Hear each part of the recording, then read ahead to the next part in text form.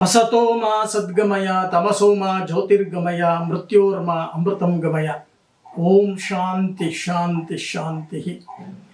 दीपं ज्योति परब्रह्म सर्वतोरं दीपेन साध्यते ज्योति दीपं दर्शयामि। ವೀಕ್ಷಕರೇ, ಅಕ್ಟೋಬರ್ ತಿಂಗಳಲ್ಲಿ ನಿಮ್ಮ ನಿಮ್ಮ ರಾಶಿಯ ಭವಿಷ್ಯ ಹೇಗಿದೆ? ಕಾರ್ತೀಕ ಮಾಸ, ಕಾರ್ತೀಕದಲ್ಲಿ ದೀಪಕ್ಕೆ ಮಹತ್ವವನ್ನು ಕೊಡ್ತೇವೆ.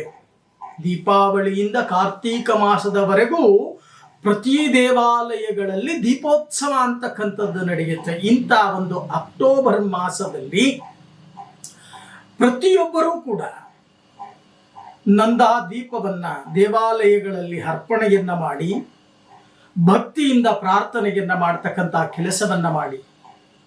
ಯಾಕೆಂದ್ರೆ ಮನೆಯಲ್ಲಿ ಯಾವುದೇ ಒಂದು ದೀಪ ಅಂತಕ್ಕಂಥದ್ದು ಹಾರಬಾರದು. ಇದಕ್ಕೆ ಗ್ರಹಚಾರ ಮುಖ್ಯ. ಚೆನ್ನಾಗಿ ಅರ್ಥ ಮಾಡ್ಕೊಳ್ಳಿ. ಗ್ರಹಗಳ ಬಲಾಬಲಗಳು ಅಂತಕ್ಕಂಥದ್ದು. ಚಂದ್ರಬಲಂತು ತಾರಾಬಲಂತು ದೇವ, ಸುಲಜ್ಞ ಸಾವಧಾನ, ಶುಭ ಮುಹೂರ್ತ ಸಾವಧಾನ, ಲಕ್ಷ್ಮೀ ನಾರಾಯಣ ಧ್ಯಾನ ಸಾವಧಾನ. ಆ ಶ್ರೀಮನ್ನಾರಾಯಣ ನಿಮಗೆಲ್ಲರಿಗೂ ಕೂಡ ಒಳಿತನ್ನ ಮಾಡಲಿ. ದೀಪ ಮಹಾಲಕ್ಷ್ಮಿಯ ಅನುಗ್ರಹ ಪ್ರಾಪ್ತಿಯಾಗಲಿ. ಇನ್ನು ವೃಷಭ ರಾಶಿ. ಈ ವೃಷಭ ರಾಶಿಯವರಿಗೆ 2ನೇ ಮನೆಯಲ್ಲಿ ಗುರು, ಏಕಾದಶದಲ್ಲಿ ಶನಿ. ನಾವು ಒಂದು ಮಂತ್ರವನ್ನು ಹೇಳಬೇಕಾದ್ರೆ ಆದಿತ್ಯಾನಾಂ ನವಾನಾಂ ಗ್ರಹಾಣಾಂ ಅತಿ ಶೀಘ್ರ ಏಕಾದಶ ಸ್ಥಾನೇಶು ಶುಭ ಫಲ ಅವಾಪ್ಯರ್ಥಂ ಅಂತ ಹೇಳಿ ಮಂತ್ರದಲ್ಲಿ ಸಂಕಲ್ಪವನ್ನು ಮಾಡ್ತೀವಿ. ಅಂದ್ರೆ ಎಲ್ಲಾ ಗ್ರಹಗಳೇ ಏಕಾದಶ ಸ್ಥಾನಕ್ಕೆ ಬನ್ನಿ, ಫಲವನ್ನು ಕೊಡಿ. ಕೆಲವರು ಕೇಳ್ತೀರಾ, ಗುರುಗಳೇ ಎಲ್ಲಾ ಕಡೆ ಹೇಳ್ತಾರೆ, ಗುರುಗಳೇ ಎಲ್ಲಾ ಮೀಡಿಯಾದಲ್ಲೂ ಹೇಳ್ತಾರೆ, ನಿಮಗೆ ಶನಿ ಬಲ ಇದೆ, ಗುರು ಬಲ ಇದೆ, ಮುಟ್ಟಿದ್ದೆಲ್ಲ ಚಿನ್ನ ಆಗತ್ತೆ, ಬಂಗಾರ ಆಗತ್ತೆ. ಆದ್ರೂ ಸಮಸ್ಯೆ ಮೇಲೆ ಸಮಸ್ಯೆ, ಸಮಸ್ಯೆ ಮೇಲೆ ಸಮಸ್ಯೆಗಳಾಗ್ತಾ ಇದೆ. ಏನ್ ಮಾಡಬೇಕು? ಕೆಲವರಿಗೆ ಆಗ್ತಾ ಇದೆ, ಆದರೆ ಕೆಲವರಿಗೆ ಆಗ್ತಾ ಇಲ್ಲ. ಏನ್ ಮಾಡಬೇಕು? ಬಹಳಷ್ಟು ಜನರ ಪ್ರಶ್ನೆ. ಖಂಡಿತವಾಗಿ ಗಜಕೇಸರಿ ಯೋಗ ಅಂತಕ್ಕಂಥದ್ದು ಹತ್ತಿರದಲ್ಲೇ ಇದೆ. ಅದು ಬರೋವರೆಗೂ ಸ್ವಲ್ಪ ಸಾವಧಾನದಿಂದ ತಾಳ್ಮೆಯಿಂದ ಇರ್ತಕ್ಕಂಥ ಕೆಲಸವನ್ನ ಮಾಡಿ. ಜ್ಯೋತಿಷ್ಯರು ಹೇಳಿದ ತಕ್ಷಣ ಎಲ್ಲವೂ ಕೂಡ ಬಂದ್ಬಿಡಲ್ಲ. ಆದರೆ ನಿಮ್ಮ ಕರ್ಮಗಳಿಗೆ ಅನುಸಾರವಾಗಿಯೂ ಕೂಡ ಫಲ ಅಂತಕ್ಕಂಥದ್ದು ಬರುತ್ತೆ.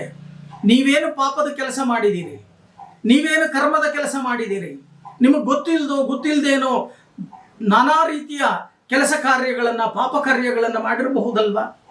ಅದಕ್ಕೆ ಹೇಳುವುದು, ಗುರು ಬಲವೂ ಕೂಡ ಒಂದು ಕಡೆ ಇದೆ. ಧನಭಾವದಲ್ಲಿ ಗುರು ಇದ್ದಾನೆ, ಏಕಾದಶದಲ್ಲಿ ಶನಿ ಇದ್ದಾನೆ, ಅನುಕೂಲಗಳಾಗತ್ತೆ. ಆದರೆ ನಿಮ್ಮ ಜಾತಕವನ್ನ ವಿಮರ್ಶೆಯನ್ನ ಮಾಡ್ಕೊಳ್ತಕ್ಕಂಥ ಕೆಲಸವನ್ನ ಮಾಡಿ.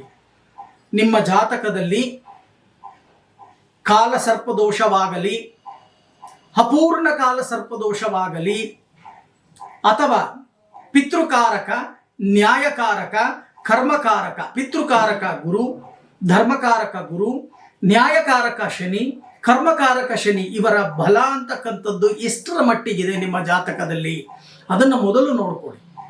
ಅದನ್ನು ನೋಡಿಕೊಂಡಾಗ ಅವರು ಎಷ್ಟು % ಬಲವನ್ನು ಕೊಡ್ತಾರೆ, ಆ ಬಲದಿಂದಾನೇ ನಿಮಗೆ ಅನುಕೂಲಗಳು ಶತಸಿದ್ಧ. ಆದರೆ ಒಟ್ಟಾಗಿ ನಾವು ಹೇಳಬೇಕು ಅಂತ ಅಂದ್ರೆ, ವೃಷಭ ರಾಶಿಯವರಿಗೆ ಇವತ್ತಿಗೂ ಕೂಡ ಹೇಳ್ತೇನೆ, ತುಂಬ ಅನುಕೂಲಗಳು ಪ್ರಾಪ್ತಿಯಾಗ್ತಕ್ಕಂಥದ್ದು, ಶುಭ ಫಲಗಳು ಬರ್ತಕ್ಕಂಥದ್ದು.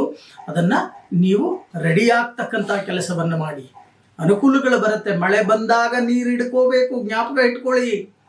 ಮಳೆ ಬಾರದ ಸಮಯದಲ್ಲಿ ಪಾತ್ರೆ ಹಿಡ್ಕೊಂಡು ನಿಂತ್ಕೊಂಡ್ರೆ ನೀರು ಸಿಗಲ್ಲ ನಿಮಗೆ. ಅದಕ್ಕೆ ಬುದ್ಧಿವಂತರು ಏನು ಮಾಡ್ತಾರೆ, ಮಳೆ ಬಂದಾಗ ನೀರನ್ನ ಶೇಖರಣೆಯನ್ನ ಮಾಡ್ತಕ್ಕಂಥ ಕೆಲಸ ಹೇಗಾಗುತ್ತೋ ಹಾಗೆ ಆ ಫಲಗಳು ಅಂತಕ್ಕಂಥದ್ದು ಬರುತ್ತೆ. ಬಂದಾಗ ಶೇಖರಣೆಯನ್ನ ಮಾಡ್ತಕ್ಕಂಥ ಕೆಲಸವನ್ನು ಮಾಡಿ. ಬಹಳಷ್ಟು ಖರ್ಚಿಗೆ ಕಡಿವಾಣ ಹಾಕಿ ದುಂದು ವೆಚ್ಚಗಳನ್ನು ಮಾಡ್ತಾ ಇದ್ದೀರಾ ವೃಷಭ ರಾಶಿಯವರು.